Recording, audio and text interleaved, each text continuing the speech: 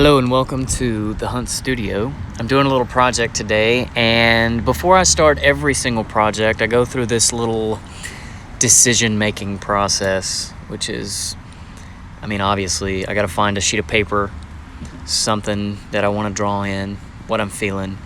Usually I try and rotate between these three, and then I gotta figure out what I'm gonna draw with, and I've been recently getting into some Copics, some alcohol-based markers, and some more pencil work, actually.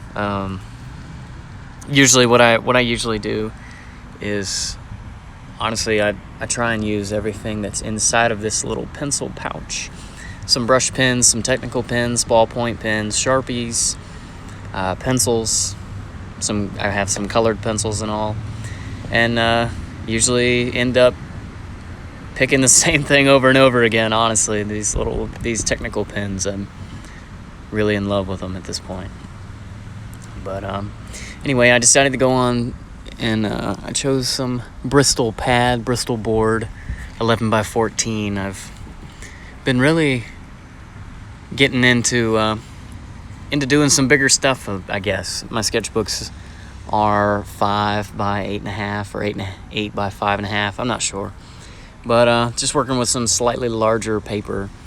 And my ultimate goal is to work even bigger than that, but incrementally, you know what I mean?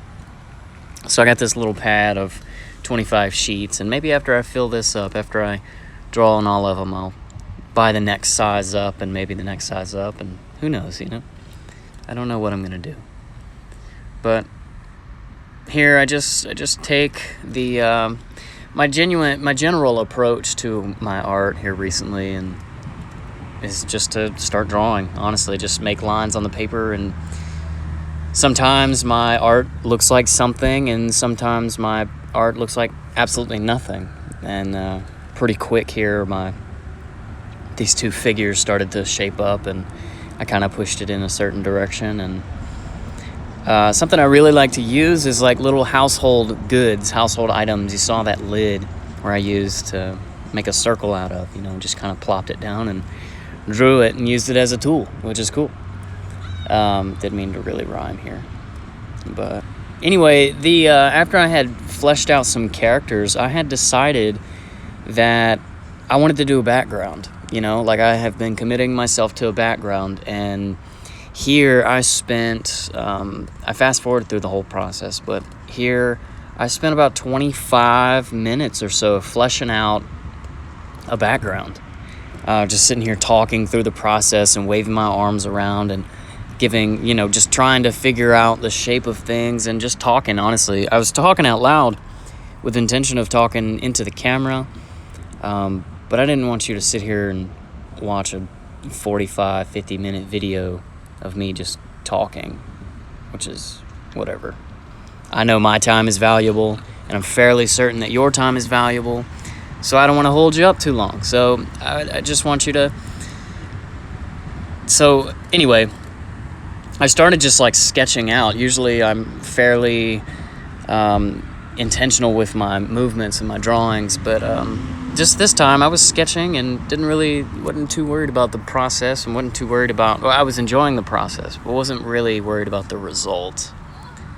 And ironically, it ended up looking pretty heckin' good. I have a really general, unplanned method of approaching art, but I wanted to kind of explain my approach to it. I really wanted to give the illusion, I suppose, of being underwater. These little creatures with fins and flippers and just whatever, And I wanted to give the idea that, of underwater. So in my thought process, I was thinking of a scene in The Little Mermaid, actually, in this little valley of whatever. And there's a scene with a song is going on. I think Sebastian is the one singing, and in this little valley or whatever is some clams or something that like chime into the song. You kind of add to it, and that really stuck out to me in this drawing. It just kind of inspired some sort of thing that I'm doing right now, actually. And so my basic approach was to take the angle. The background is going to be farther away, so the details are going to be smaller. The characters, if there is any, they're going to be smaller. And I figured to make it slightly more interesting than what I usually do a different angle. You know what I mean? So like, usually whenever I approach backgrounds, I just draw a straight line, a horizontal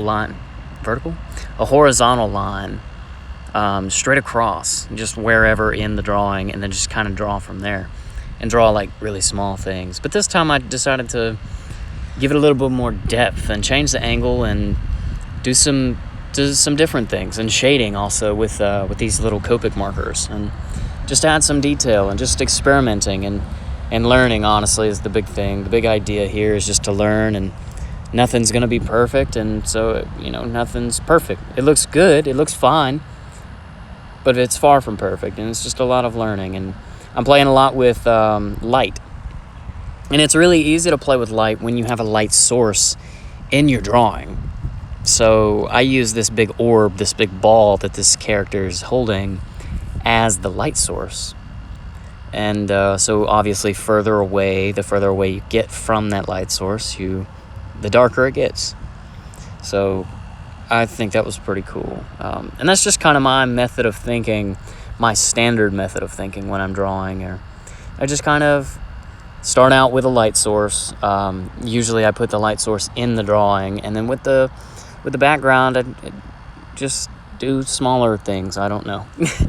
I don't know, honestly. I'm learning, and so it's hard to teach when I'm still learning. So this is almost over, actually. I didn't record this part, but I framed this drawing. Here it's finished, and I framed it in, I think it's 18 by 24, and this is an 11 by 14, so I used a blue mat to frame it. And it's actually on Instagram if you want to go check that out. It's at the Hunt Studio 17. My Instagram is in the bio, so go check that out if you want to see it. Stick around if you enjoyed this, and I hope you enjoyed. Have a good day. Have a great day. Peace out. My name's Hunter, and I'll see you next time. See ya.